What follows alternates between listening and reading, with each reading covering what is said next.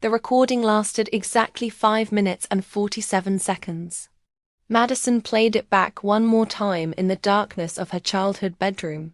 Her trembling fingers wrapped around her iPhone as Brandon's voice echoed through the silence. I am only marrying her because of the baby. Tomorrow was supposed to be the happiest day of her life. Instead, it would become the day she chose herself over a lie. But let me tell you how we got here. Just 24 hours earlier, Madison was 28 years old, beautiful in a quiet, graceful way, and she walked like someone who had learned to carry herself with dignity, even when life was not fair. She was 7 months pregnant, and her stomach showed proudly beneath the soft cream maternity gown she wore that evening in her childhood home in Charlotte, North Carolina. Her smile came easily, but not foolishly. And when she looked at you, she made you feel like she saw more than just your face. Madison had waited many years for a love she could trust, and now she believed she had found it in Brandon.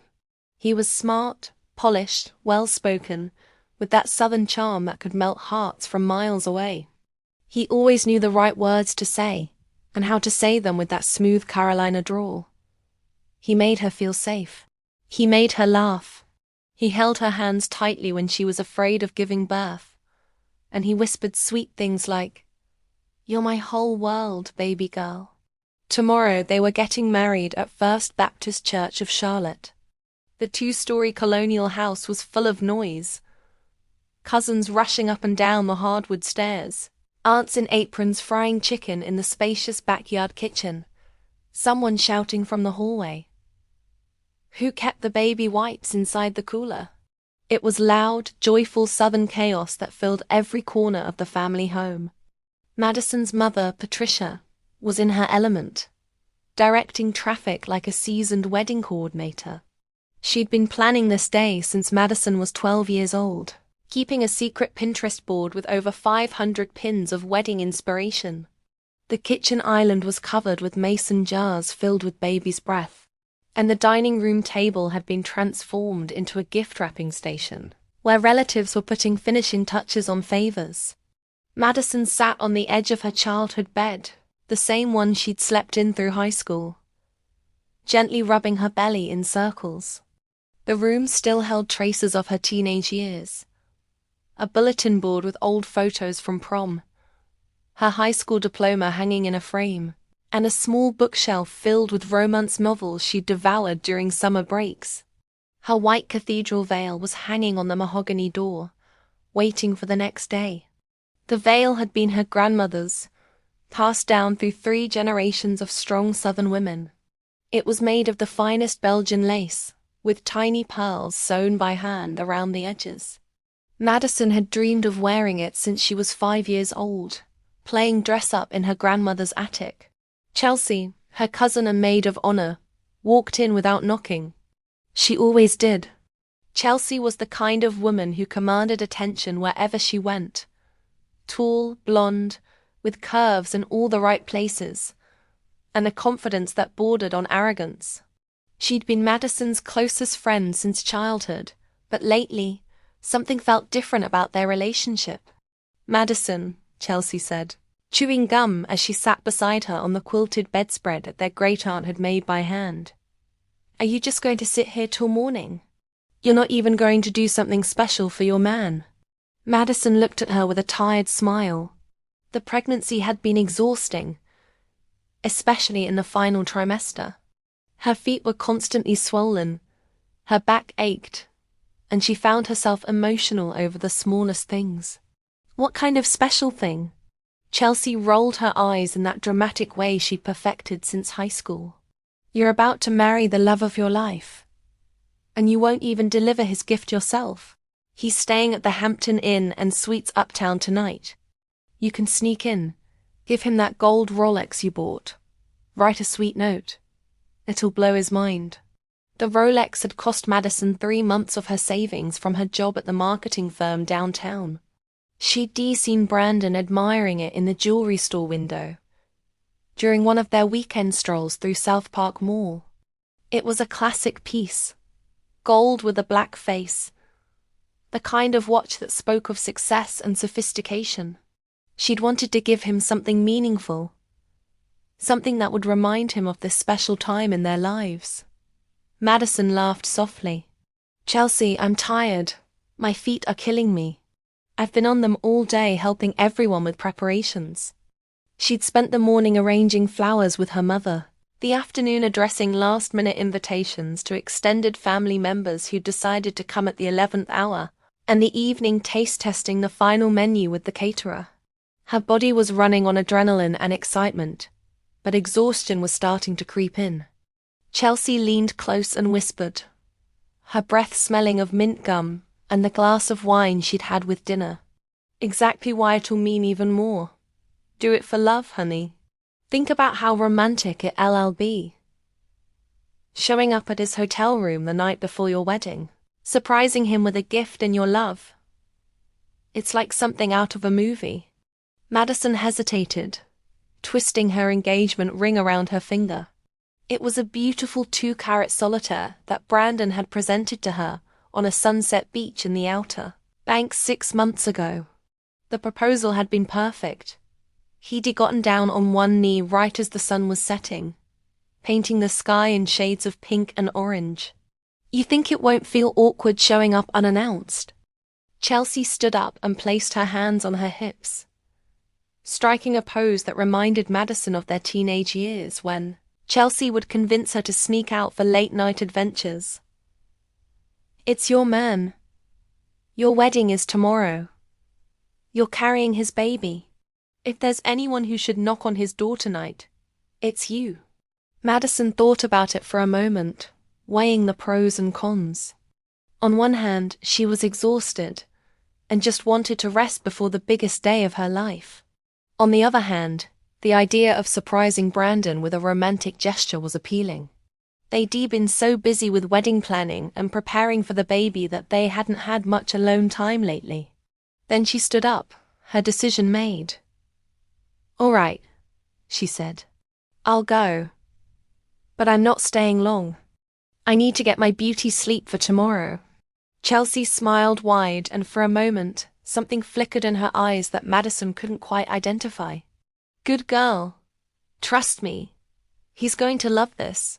The Hampton Inn and Suites Uptown wasn't far from Madison's family home in the historic Myers Park neighborhood. It was just past the Shell gas station where she'd gotten her first job at 16, and across the street from the tall, glass Wells Fargo building where Brandon worked as a commercial real estate developer. The hotel looked quiet and elegant under the Charlotte night sky, glowing with soft yellow lights that reflected off the nearby skyscrapers. Madison stepped out of her Uber, thanking the driver who'd wished her luck when she mentioned she was getting married tomorrow. She held a small Tiffany & Co. bag. The distinctive blue color seemed to glow under the streetlights. Inside was the Rolex and a folded handwritten letter on her personal stationery, the kind with her monogram embossed at the top. She'd spent an hour crafting the perfect words, expressing her love and excitement about their future together. She walked slowly, her hand supporting her belly, her other hand carrying the designer bag. The baby had been particularly active today, as if sensing the excitement in the air. Madison had read that babies could feel their mother's emotions, and she'd been radiating joy all week. At the marble reception desk, the young woman behind the counter looked up from her computer screen. She appeared to be in her early 20s, with kind eyes and a professional smile. "Good evening," Madison said gently, trying to keep her voice steady despite the butterflies in her stomach. "Please, I'm looking for Mr. Brandon Mitchell. He checked in earlier today." The receptionist's fingers flew across the keyboard as she searched the system. After a moment, she smiled. "Yes, he checked in this evening, but he's not alone. His instructions said no interruptions." Madison felt her heart skip a beat. The words hit her like a cold splash of water. "He's not alone?" "Yes, he came in with a woman." Madison's heart dropped a little, but she tried to rationalize it. There had to be a logical explanation. A woman? The receptionist nodded politely, oblivious to the turmoil she was causing. "Yes, ma'am." They checked in together around 7 p.m. Madison forced a smile, her mind racing with possibilities. "Okay, thank you very much." She stepped aside and walked slowly toward the brass elevator doors, her mind trying to process what she'd just heard. The lobby was quiet, except for the soft jazz music playing overhead and the distant sound of traffic from the street outside. She pressed the button and stood there, staring at her reflection in the polished metal doors. Her reflection looked back at her, a pregnant woman in a cream-colored dress, holding a gift for the man she loved, about to marry him in less than 12 hours. But something was wrong with this picture now. Her fingers began to shake as different scenarios ran through her mind. Her eyes were wide, but her face remained still as she fought to maintain her composure. She didn't want to jump to conclusions. There had to be a reasonable explanation. Maybe it was his sister Brittany, who lived in Atlanta and had planned to come in for the wedding. Maybe it was his business partner Jennifer, though that seemed unlikely since Jennifer was married with kids. Maybe it was someone from the wedding planning team, their coordinator, the florist, someone working on last-minute details. But as the elevator opened with a soft ding and she stepped in, something deep in her chest, that intuition that women are told to trust, said something entirely different. Go up there. Don't ignore this feeling. She pressed the button for the 7th floor with a trembling finger. The elevator rose smoothly, and Madison watched the numbers light up. 3, 4, 5, 6, 7. Each floor felt like an eternity.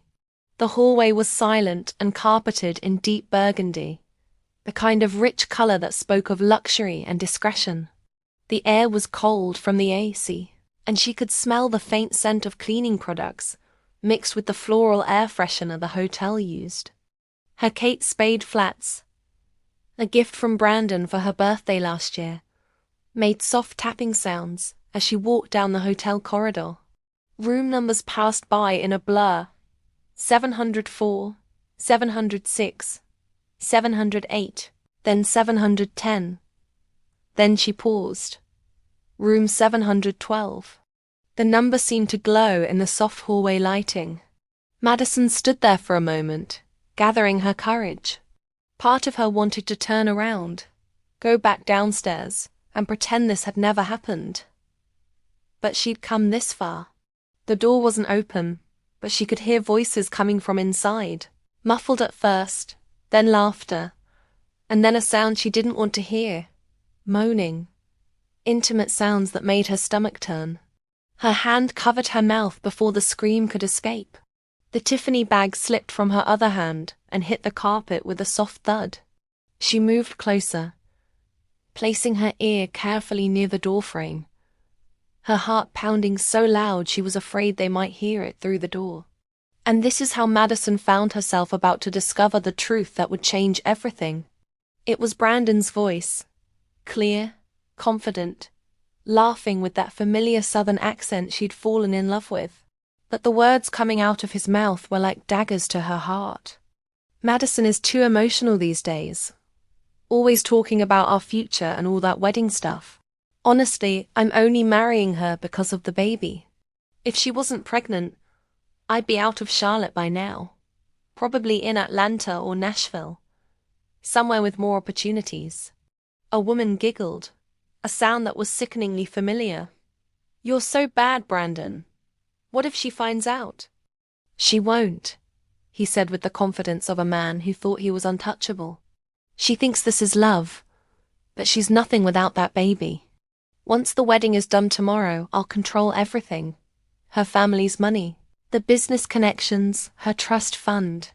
Her father already said he'd bring me into the company as a partner. Madison felt like she was drowning.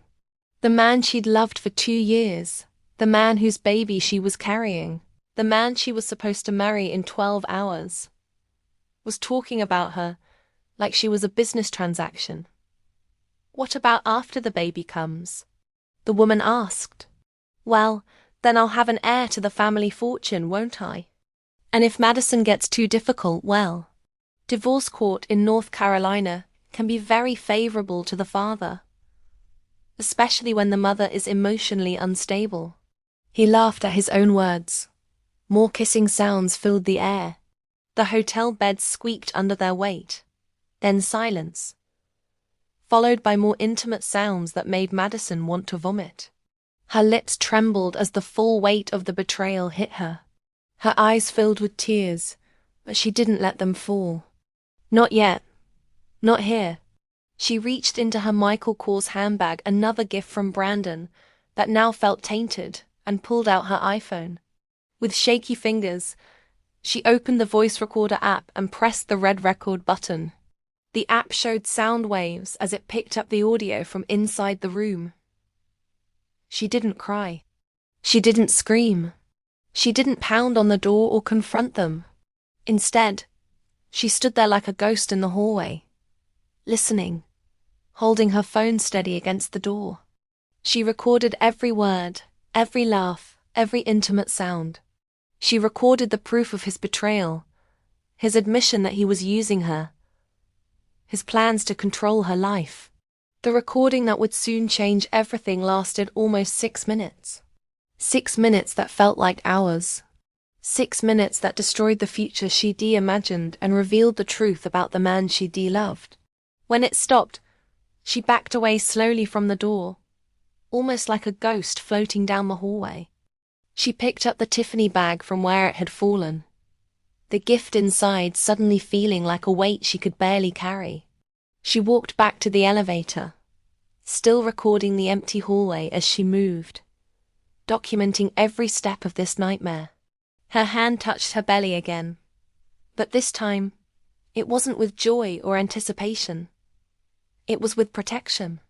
A fierce, maternal instinct rose up inside her. She would protect her child from this man who saw them both as nothing more than a path to wealth and power. Back in the Uber, her face was pale, but her mind was becoming clearer by the minute. The driver, a kind elderly African-American man with gentle eyes and a concerned expression, looked at her in the rearview mirror. "You okay, miss? You look like you've seen a ghost."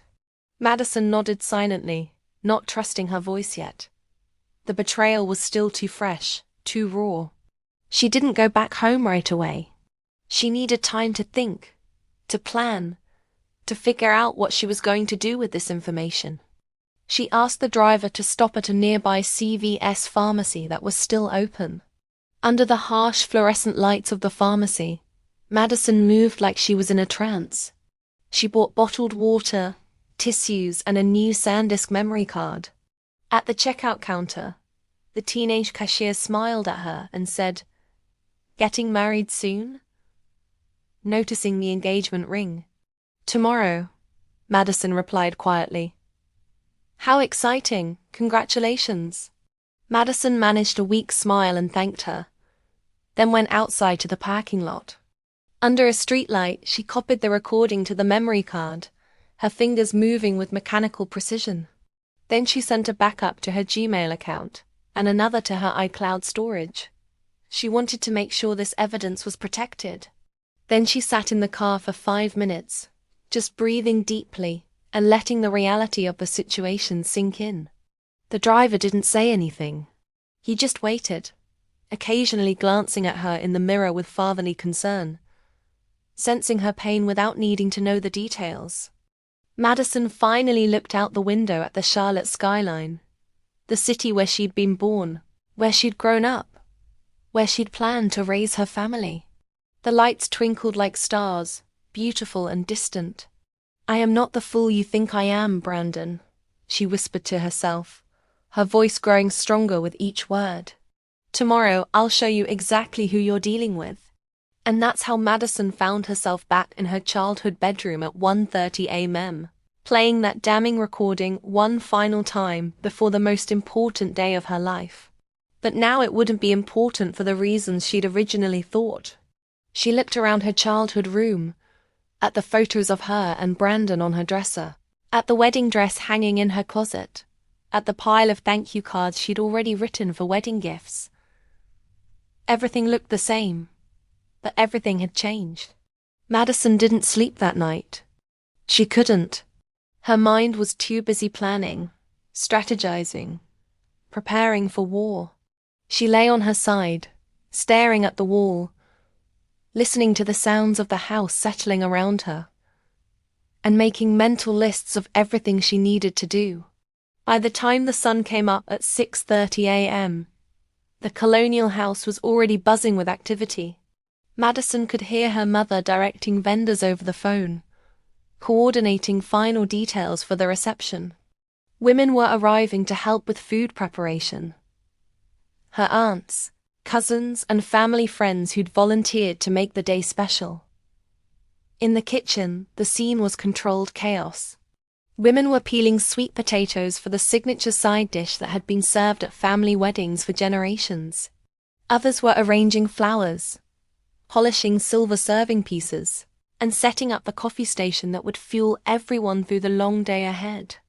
The decorator from Charlotte Event Design had arrived at dawn with white ribbons, magnolia arrangements, and boxes of candles.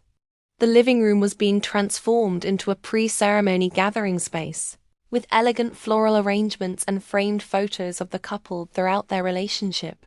Aunts argued good-naturedly over seating arrangements for the reception, debating whether Uncle Harold should sit near the bar or far from it, and whether the children's table should be near the dance floor or tucked safely in a corner. Loud gospel music played on the Bluetooth speaker near the kitchen island, the kind of uplifting, joyful music that was supposed to set the tone for a celebration. But to Madison, it felt like a mockery of the situation. Everyone was excited, bustling around with purpose and joy. But Madison moved like a shadow through the house, quiet, focused, determined. She went into the guest room and shut the door behind her, needing privacy for the call she was about to make. The room was small but cozy, with a single bed covered in one of her grandmother's quilts and a small writing desk by the window. She picked up her iPhone and dialed a number she knew by heart. The man who answered had a deep, authoritative voice that had commanded respect in Charlotte's business community for over 30 years. "Uncle Robert," she said, her voice steady despite the circumstances. "Madison, sweetheart.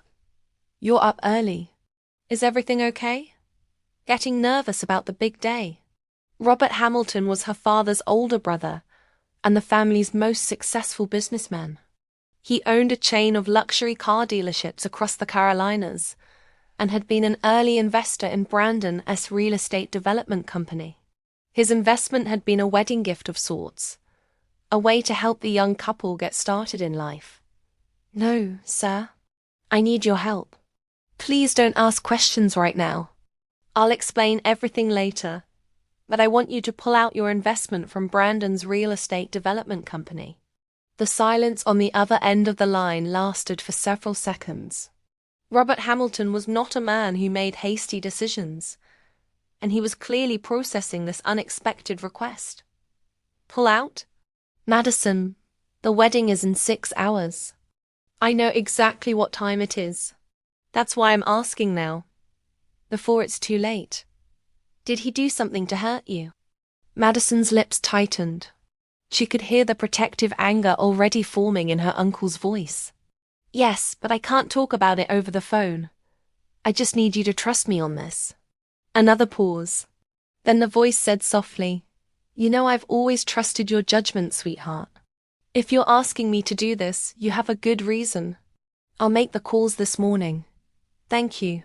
Are you safe? Do you need me to come over?"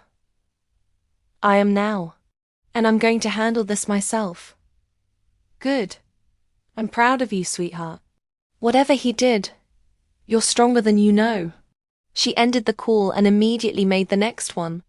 "Attorney Williams," she said when the voice picked up. James Williams had been the family's lawyer for 15 years, handling everything from business contracts to estate planning. "Good morning, Madison. This is quite early for a bride to be calling. Excited for the big day?" Madison didn't smile.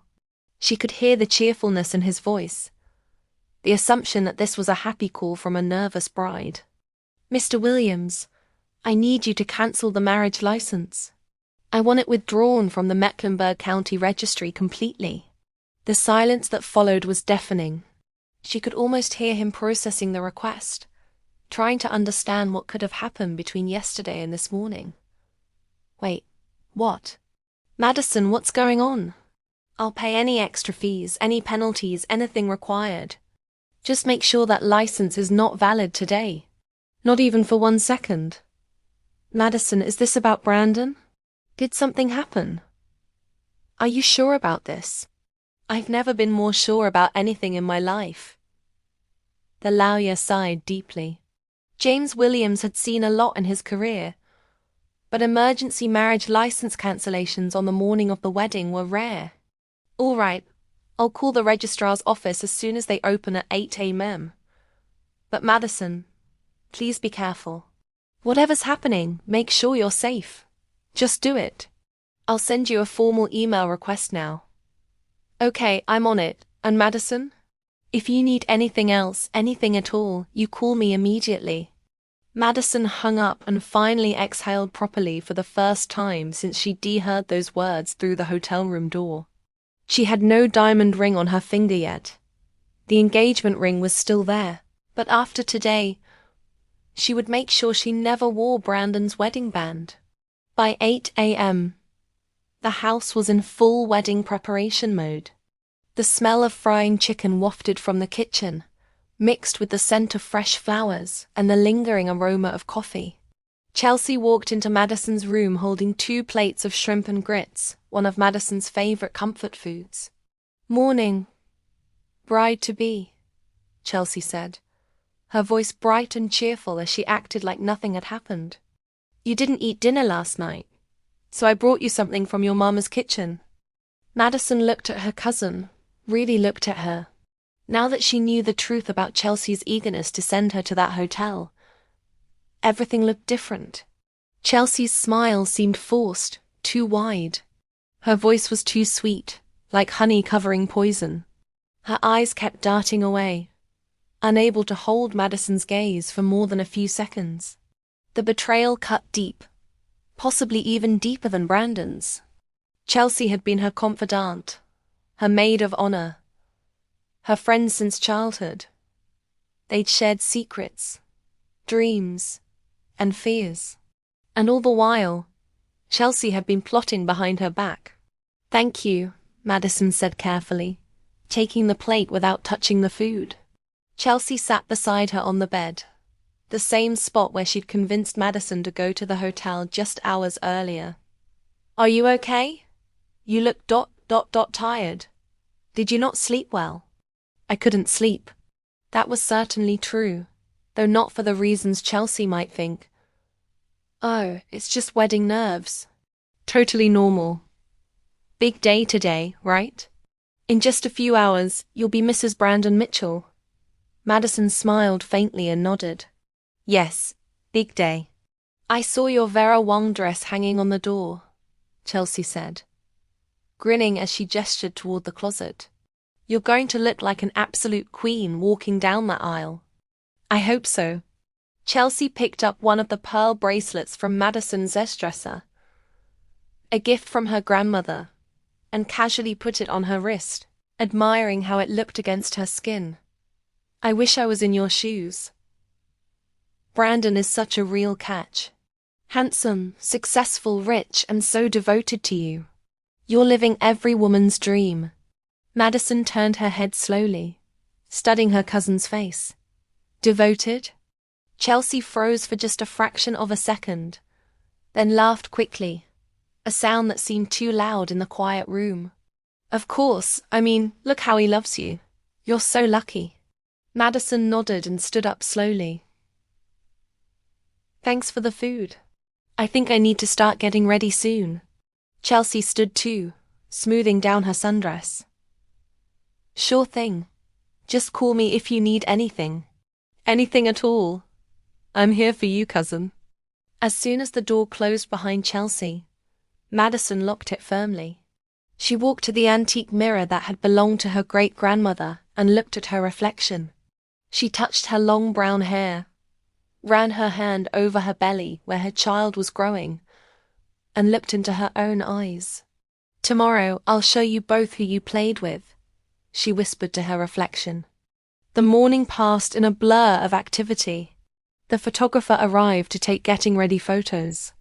The makeup artist set up her station in Madison's room. The hairstylist began working on the bridesmaids. Flower arrangements were delivered and placed throughout the house. But through it all, Madison moved with a sense of purpose that no one else could see. She was preparing for war, not a wedding. Later that afternoon, as the chaos reached its peak, Brandon called. Madison was sitting in the makeup chair, having her foundation applied, when her phone rang. She let it ring twice before picking up, wanting to appear normal.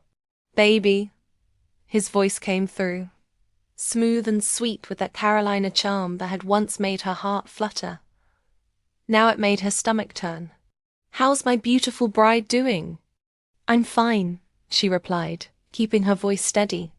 "You didn't pick up my last call earlier. I was busy with family and wedding preparations. Oh, I can't wait to see you walk down that aisle in just a few hours, right? I honestly couldn't sleep last night. I was so excited." Madison pressed her lips together, fighting the urge to laugh bitterly at his lie. "You didn't sleep?" "Not really. I just kept thinking about you and our baby and our future together. We're really doing this, aren't we? In a few hours, you'll be my wife." "Yes, we are," he chuckled, that same laugh she'd heard through the hotel room door. "You sound a little serious. Wedding nerves?" "I'm just tired. Pregnancy and wedding planning don't mix well." "True. But once we're married, you'll rest plenty. I'll spoil you silly. Take care of everything. You won't have to worry about a thing." Madison nodded even though he couldn't see her. "I believe you," Brandon continued, his voice full of excitement and anticipation. "I already checked with the photographer about the timeline. The drone will be in the air by 11 a.m. for aerial shots, and the DJ has our first dance song ready to go right after Pastor Johnson gives the final blessing." "Sounds perfect." There was a pause. "Madison, are we good? You sound a little off." "We're perfect, Brandon. Everything is exactly as it should be." Brandon laughed, satisfied with her answer. "That's my girl. I love you, baby. See you at the altar." They ended the call. Madison stared at her reflection in the makeup mirror for a long moment, then got up and began writing names on a piece of hotel stationery she'd taken from her purse. Names of people she wanted to see her victory live, and in color. Names of people who needed to witness what was about to happen. That evening, as the sun began to set over Charlotte, her father walked into the room holding a small leather Bible that had belonged to his father. William Patterson was a quiet, thoughtful man who had built his construction company from nothing into one of Charlotte's most respected firms. "My daughter," he said gently, settling into the chair beside her bed. "Let me pray with you before the big day." Madison stood and took his weathered hands. Hands that had built houses, held her when she was scared, and taught her the value of hard work and integrity. He closed his eyes and spoke in the deep, resonant voice she'd loved since childhood. "Father, tomorrow is the beginning of a new chapter in Madison's life. May this marriage be filled with peace, love, and loyalty.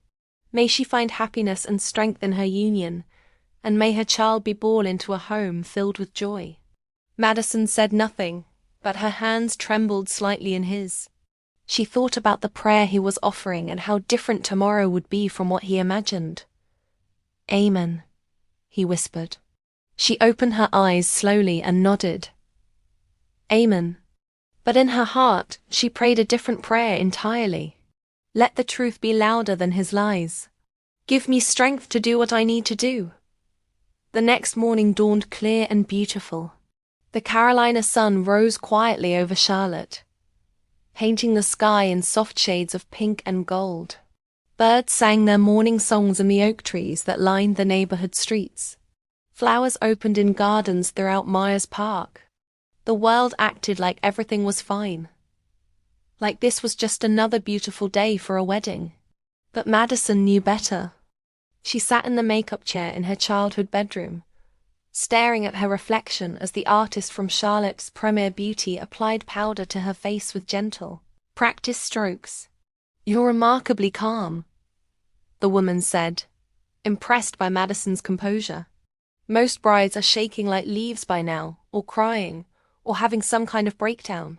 You seem so peaceful." Madison smiled slightly. "I'm ready." The makeup artist continued her work, applying eyeshadow and eyeliner with artistic precision. "That's wonderful. There's nothing more beautiful than a confident bride." Her Vera Wang gown was laid out on the bed like a work of art. The same dress Chelsea had helped her pick during their weekend trip to Kleinfeld in New York 3 months ago. It had seemed like such a magical day then, trying on dress after dress until they found the one. Now the memory felt tainted. As the makeup artist moved to her lips, applying a soft pink shade that complemented her skin tone, Madison's iPhone buzzed on the dresser. It was a text message from Attorney Williams. "License officially cancelled and withdrawn from registry. No valid marriage can take place today with current documentation. All paperwork destroyed per your request. Good luck today." Madison smiled. The first genuine smile she'd had in hours.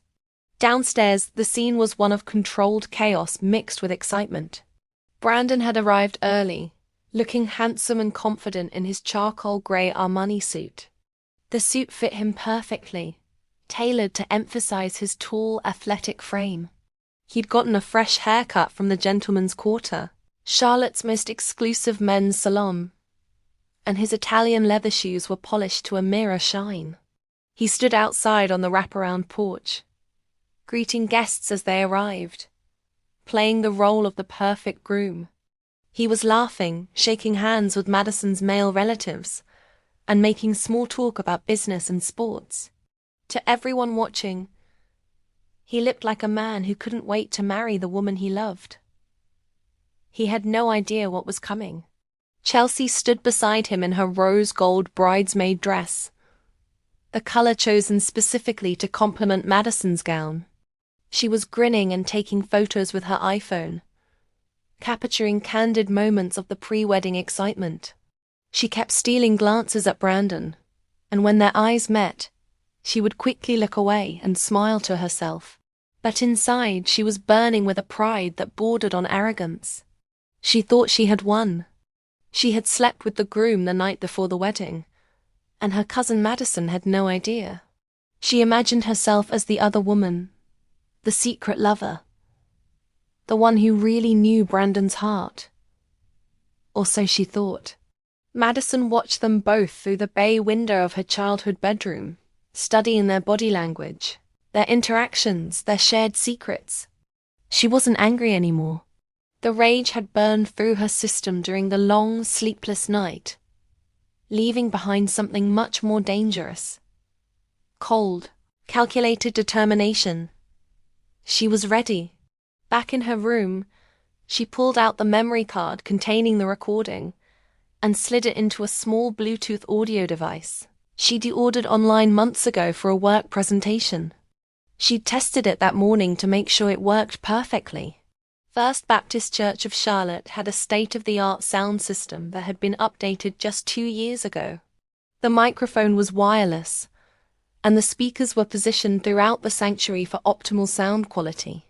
Once she got control of that microphone, all she needed was 30 seconds.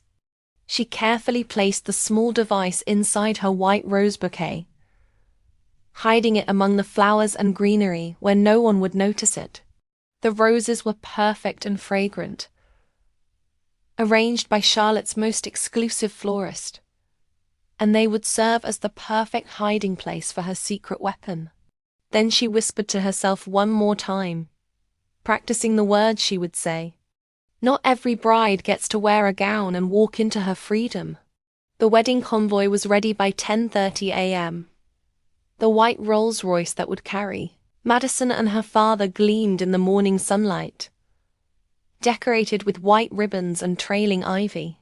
Behind it, a series of black Mercedes would transport the wedding party and immediate family. As the cars moved through Charlotte's tree-lined streets, people stopped to wave and take pictures. Children pressed their faces against car windows to get a better look at the bride. The convoy moved through the historic Myers Park neighborhood, past the country club where Madison and Brandon had had their engagement party, past the restaurant where they'd had their first date. Everyone thought they were going to witness a love story, but Madison was taking them to war. First Baptist Church of Charlotte stood majestically at the end of a tree-lined street, its white columns and red brick facade representing over a century of faith and tradition. The church where Madison had been baptized, confirmed, and where she'd dreamed of getting married since she was a little girl. The building was decorated for the occasion with white ribbons tied around the columns and magnolia wreaths hanging on the heavy wooden doors. Inside, the sanctuary had been transformed into a wedding paradise. Chairs were arranged in perfect rows, each one adorned with white ribbon and a single white rose. The center aisle was covered with pristine white carpet that stretched from the entrance all the way to the altar, creating a path that everyone believed would lead Madison to her happily ever after. Tall arrangements of white roses, baby's breath, and magnolia branches flanked both sides of the altar, their sweet, intoxicating fragrance filling the entire sanctuary. Above the altar, a giant banner in elegant gold script read, "Welcome to the wedding of Brandon and Madison," surrounded by cascading white tulle and twinkling fairy lights. Hundreds of white pillar candles of varying heights flickered in tall glass holders throughout the sanctuary, creating a romantic, ethereal ambience that would have been perfect for a genuine love story. The stained glass windows, dating back to the 1920s, cast colorful patterns of light across the wooden pews as the morning sun streamed through them. Each window told a biblical story of love, faith, and redemption, themes that would prove more ironic than anyone could have imagined. Guests continued to arrive, filling the sanctuary with the warm buzz of conversation and laughter. Extended family members who had traveled from across the South filled the pews, their voices carrying the familiar, melodic cadences of various Carolina and Georgia accents. The atmosphere was one of pure joy and anticipation. Women compared their outfits and admired each other's hats, because in the South, a proper wedding called for proper headwear.